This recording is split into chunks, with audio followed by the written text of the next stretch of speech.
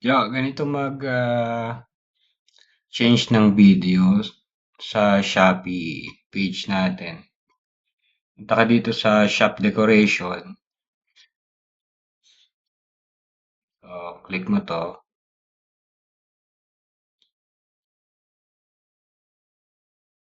Ayun. Ayan. Okay. Now, skip.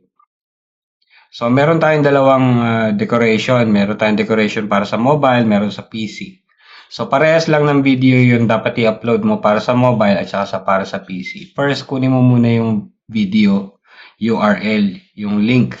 So, isa-search mo rito, Shopee 3.3. So, meron sa Malaysia, meron sa Shopee, Philippines. O, ayan. Kaya lang ito, 11 months ago. So, ibig sabihin, last year pa ito. Yan, 33 mega na yan. Pero pwede mong gamitin yan.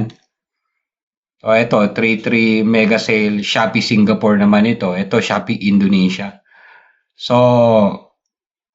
kunin mo lang kung ano yung, pwede mong gamitin yung last year. So, open mo lang siya. And then, makikita mo dito. Yun guys. Makikita mo dito yung, itong link na to, itong URL na to. Itong ID na to, video ID na to.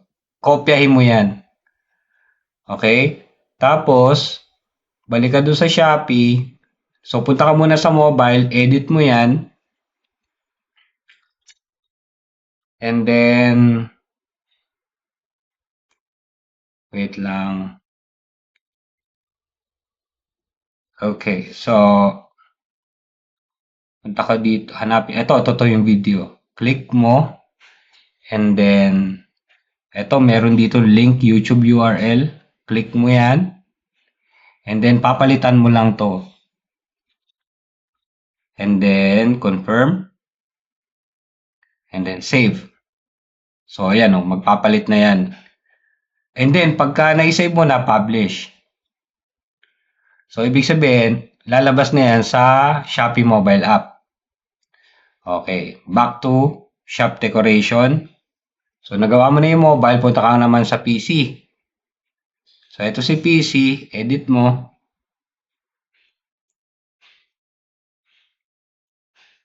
And then, hanapin mo ulit yung video. Ito yung video, click mo yan.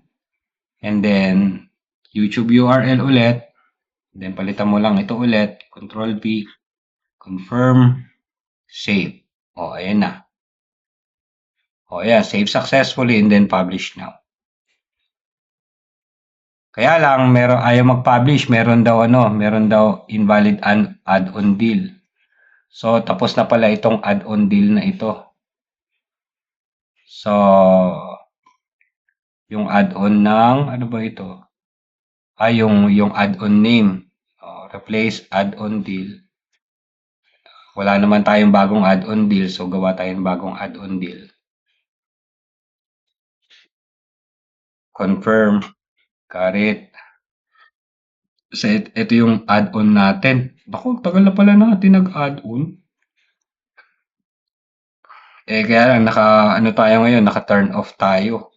So, hindi natin kailangan na add-on. Kaya lang, pag inalis ko yun, ibabalik ko na naman. So, gawa na lang tayong bago. I-duplicate ko ito. So, ginamit natin itong 2023, pero ginamit natin noong February 2024 to August 2020. Okay, duplicate natin.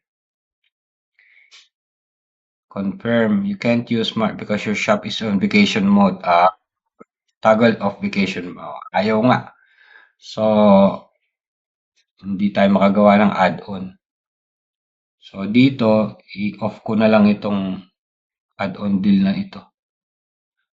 Wala bang ano? Wala. Delete lang talaga pwede.